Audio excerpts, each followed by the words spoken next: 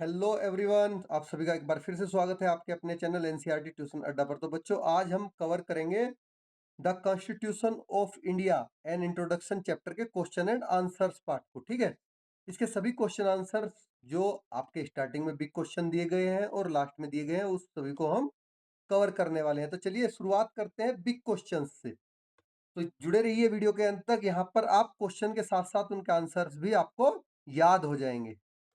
एक आसान ट्रिक इसमें आपको पता चलेगी कि किस तरह से क्वेश्चन के आंसर देते हैं और कैसे उनको लर्न करते हैं। What is a constitution and why do we need one. तो ये कॉन्स्टिट्यूशन है क्या, इसकी हमें जरूरत क्यों है। देखिए, इसका बड़ा सिंपल सा आंसर मैंने लिखा है।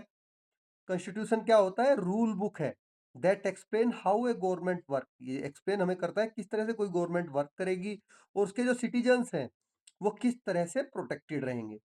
ठीक है बच्चों।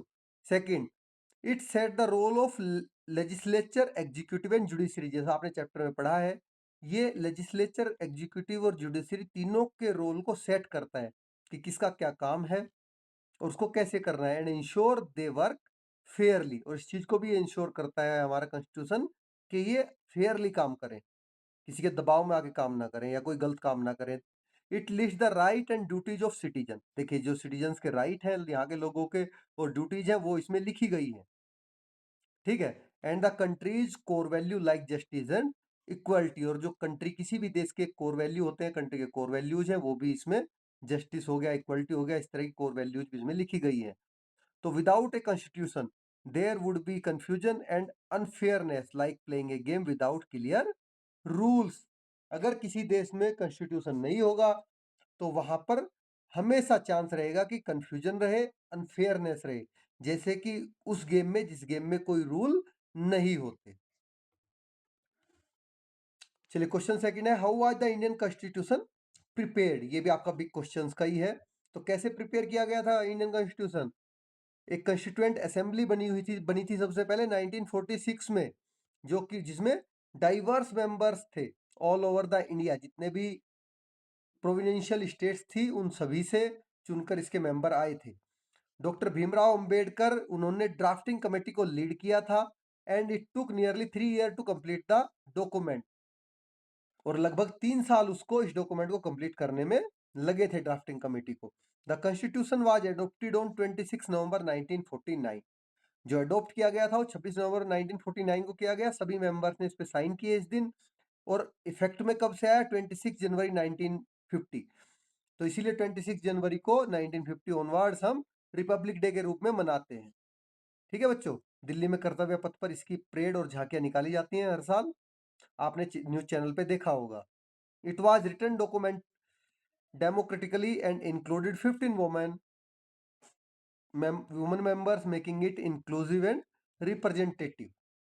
देखिए, इसमें जो कुछ भी लिखा गया है उस पे सब पे डेमोक्रेटिक तरीके से बहस हुई है। ठीक है, विचार हुए हैं, लोगों की वोटिंग हुई है, तभी वो चीज उसमें ऐड की गई है। और उसमें जो ये मेंबर्स थे उनमें 15 वुमेन मेंबर्स भी थे।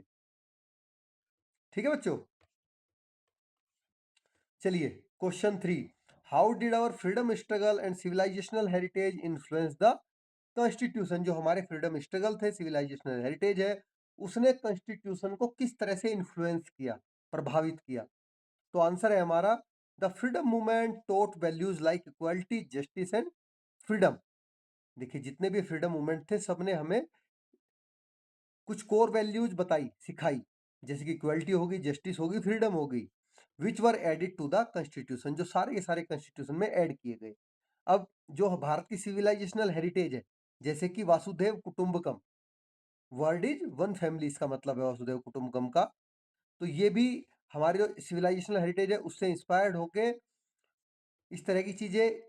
तो inspired the fundamental duties and respect for diversity, जो हमारी फंडामेंटल ड्यूटीज है और इंडिया की डाइवर्सिटी है, उस सब का सम्मान करते हुए सारी चीजें उसमें हमारी सिविलाइजेशनल हेरिटेज से लेके ऐड की गई। तो ancient system like janapada, sangha and rajdharma influence ideas of justice and people's welfare.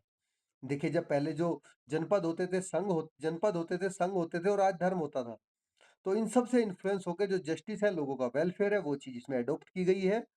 The constitution also borrowed ideas from France, Ireland and the USA. इसके अलावा भी बहुत सारे से लिया है, ऑस्ट्रेलिया से भी कुछ चीजें ली गई हैं, ठीक है, और ब्रिटेन से भी ली गई है, जर्मनी से भी ली गई है, बहुत सारी कंट्री से, कनाडा से भी ली गई है बहुत सारी चीजें। तो लेकिन मैंने कुछ ही नाम लिखे हैं यहाँ पर। तो हमारे कॉन्स्टिट्यूशन ने इसमें एटसेट्रा कर सकते हो आप, ईटीसी आप ऐड कर सकते हो, एटसेट्रा। ठीक है बच्चों, के ideas from France, Ireland and USA etcetera showing openness to global values. जो संसार की वैल्यूज है, किसी भी कंट्री में कोई अच्छी चीज है तो वो भी यहाँ पर एडॉप्ट की गई है। चलिए क्वेश्चन 4 पे आते हैं। What are the key features of the constitution of India? जो भारत का संविधान है उसके की फीचर्स क्या क्या है, and why is still relevant? आज के समय में भी ये देखिए लगभग 76 ईयर्स ओल्ड डॉक्यूमेंट हो चुकी, लेकिन आज भी इतना रिलेवेंस क्यों है? Even though it was written more than 70 years ago. वही चीज बोली गई है कि जबकि इसको लिखे 70 साल से भी ज्यादा का समय हो गया। तो आपके की फीचर्स क्या क्या है इसमें, वो चलिए बात कर लेते हैं। इसमें हमारे फंडामेंटल राइट्स हैं, जैसे इक्वलिटी, फ्रीडम और एजुकेशन। ठीक है, फंडामेंटल ड्यूटीज हैं इसमें, जैसे कि respecting the constitution, protecting nature, और भी चीजें हैं। एक एग्जांपल दो दिए मैंने, protecting our country's boundary. Directive principle है, जैसे कि जस्टिस हो गया, हेल्थ हो गया, इन्वायरमेंट गोल्स हो गए। तो it's set up a 3 tier government. देखिए इसने किस तरह का सेटअप किया था कॉन्स्टिट्यूशन के हिसाब से, 3 टियर में गवर्नमेंट का सेटअप इसने किया। सेंट्रल लेवल पे जहां पर कौन होता है, प्रधानमंत्री होता है।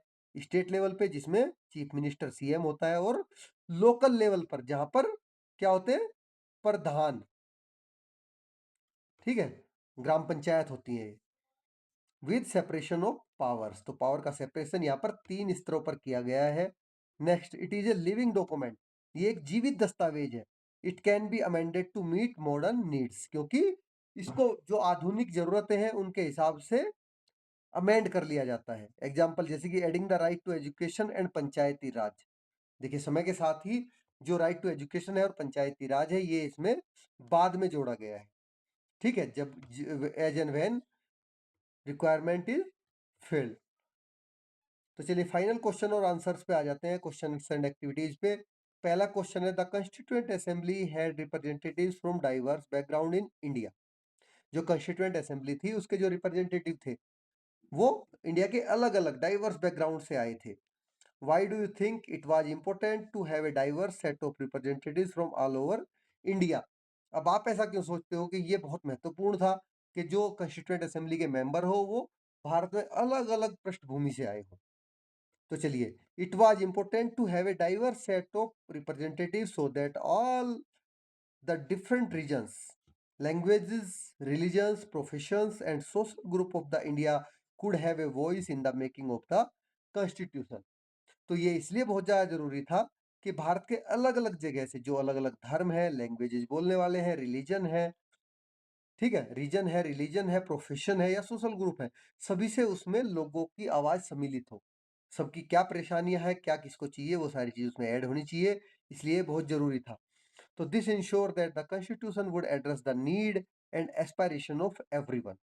तो leading to fairness, inclusiveness and the sense of unity in a diverse country like India. तो भारत जैसे जिसमें बहुत डाइवर्स कंट्री है, बहुत विविधता है, वो ऐसे देश में सभी के लिए जो एस्पायरेशंस हैं उनकी फेयरनेस है, इंक्लूसिवनेस है और सेंस ऑफ यूनिटी है, इस सब को बनाए रखने के लिए ये बहुत जरूरी था। क्वेश्चन 2 आ जाता है, read the statement below carefully and identify which key features values in the constitution of India are reflected in each statement. तो नीचे जो आपको स्टेटमेंट दी गई है ये आपको केयरफुली पढ़नी है। ठीक है, नेक्स्ट स्लाइड में भी 2 स्टेटमेंट है और आपको बताना है कि इसमें कौन से फीचर है, कौन सी कॉन्स्टिट्यूशन की वैल्यूज रिफ्लेक्ट हो रही हैं। तो जैसे Seena, Rajat and Harsh are standing in a line, ये सारे के सारे लाइन में खड़े हैं। They are excited to cast their first vote in the general election. अब पहला जनरल इलेक्शन हो रहा है उनके सामने जिसमें वो वोट करने जा रहे हैं। तो ये क्या क्या फीचर और वैल्यू है इसकी, right to vote, that is universal adult franchise. ठीक है, this reflect the right to vote where all citizens regardless of their background have the right to elect their representative. ठीक है बच्चों, चलिए सेकंड है राधा इमन and Harpreet study in the same class in the same school. Radha, इमन और हरप्रीत जो है सेम क्लास में सेम स्कूल में स्टडी कर रहे हैं। ये क्या की फीचर है? इक्वलिटी, समानता। This reflect equality because all student regardless of their caste, region और gender have the right to equal education. सभी को इरेस्पेक्टिव ऑफ कास्ट, रिलीजन और उसके जेंडर के ये एक साथ एक समान शिक्षा का अधिकार प्राप्त है। सी है parents must make arrangement to ensure their children's education.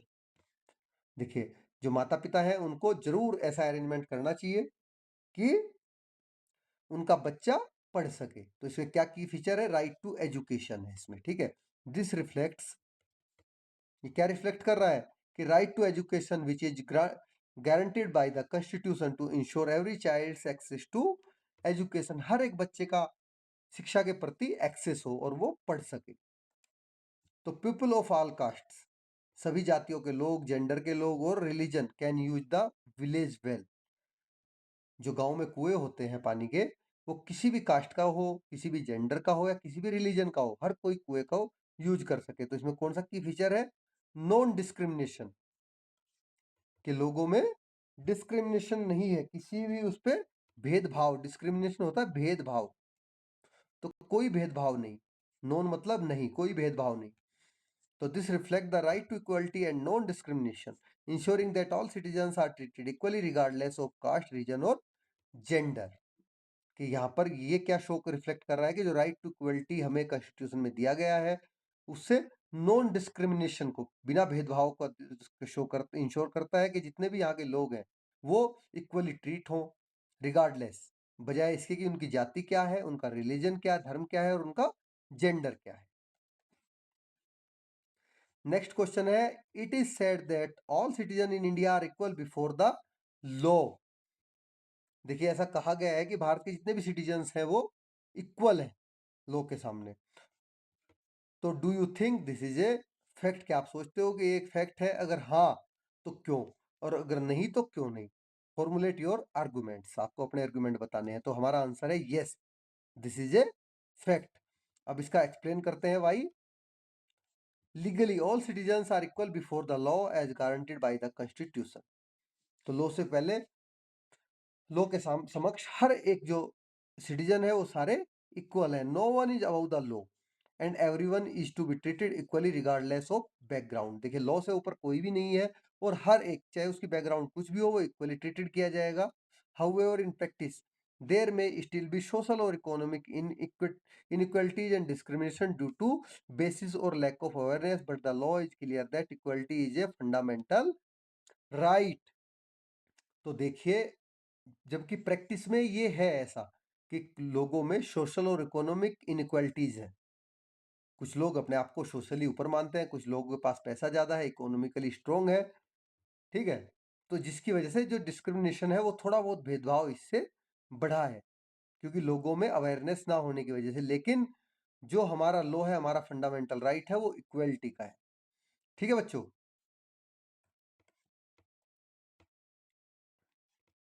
You have learned that India is the only country that provided universal adult franchise to its citizens from the beginning। देखिए, आपने चैप्टर में पढ़ा था। Chapter, अगर आपने class video नहीं देखी है तो मैं क्लास वीडियो का लिंक भी आपको इस वीडियो को डिस्क्रिप्शन में डाल दूंगा, आप वहां से देख सकते हैं। ठीक है, बड़े ही अच्छे से उसमें मैंने प्यार से एक्सप्लेन किया है, आपको बड़ी इजीली समझ में आ जाएगा चैप्टर, और बहुत शॉर्ट में मैंने उसको एक्सप्लेन कर रखा है वेरियस एक्स्ट्रा थॉट और एक्स्ट्रा एग्जाम्पल्स के साथ में, जो आपको आसानी से चैप्टर समझ में आ जाए। तो देखिए, आपने पढ़ा है कि जो भारत है ये पहली ऐसी कंट्री थी जिसने शुरुआत से ही जो यूनिवर्सल एडल्ट फ्रेंचाइज है उसको अपने लोगों को दिया। Can you explain why India did it? क्या आप इस चीज को एक्सप्लेन कर सकते हैं कि भारत ने ऐसा क्यों किया? तो यस, हम एक्सप्लेन करेंगे। India guaranteed universal adult franchise from the beginning to ensure that every adult irrespective of caste, region, gender, or wealth, had the right to vote and participate in the democratic process। तो भारत ने इस चीज की अपने guarantee कि universal adult franchise हो, सार्वभौमिक मताधिकार हो, इस चीज की शुरू से ही अपने लोगों को दी, चाहे उसकी कोई भी कास्ट हो, कोई भी रिलीजन हो, कोई भी जेंडर हो या उसकी वेल्थ कुछ भी हो। ठीक है बच्चों।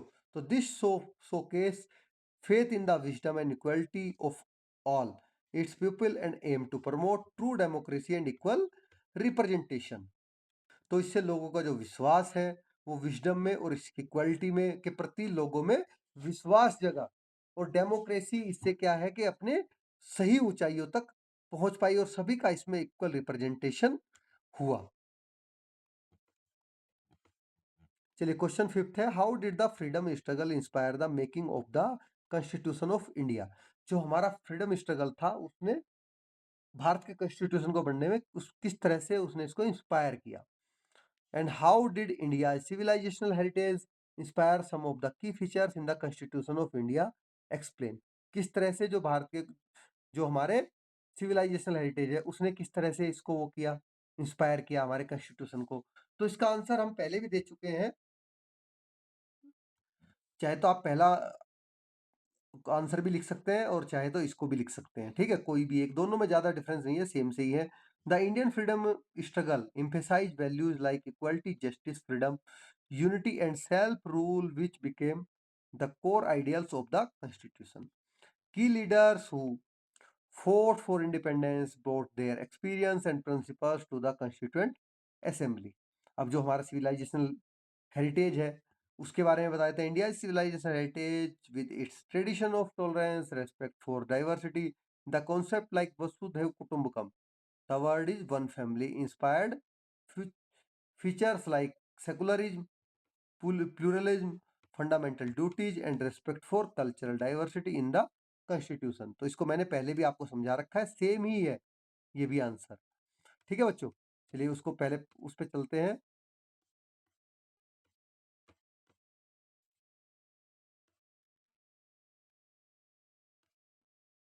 ये रहा, ये जो क्वेश्चन है इसकी सेम आंसर भी आप लिख सकते हैं उसमें, जो आंसर यहाँ लिखा गया है इस यही सेम आंसर है उस क्वेश्चन का, ठीक है बच्चों, सॉरी, यही सेम आंसर भी आप वहां पे भी लिख सकते हो कि how did our freedom struggle and civilization heritage influence the constitution. बस वहां पे बड़ा करके लिख दिया, दोनों चीजें अलग अलग से, यहाँ पे भी चीजें दो ही पूछी गई है, यहाँ पे क्वेश्चन बड़ा कर दिया बस केवल, ठीक है। आप कोई सा भी आंसर लिखो, दोनों के लिए दोनों दोनों फिट है। Question six, do you think we as a society have achieved all the ideals of the constitution. क्या आप सोचते हैं कि एज ए सोसाइटी हमने जो कॉन्स्टिट्यूशन के सारे आइडियल्स हैं वो अचीव कर लिए हैं?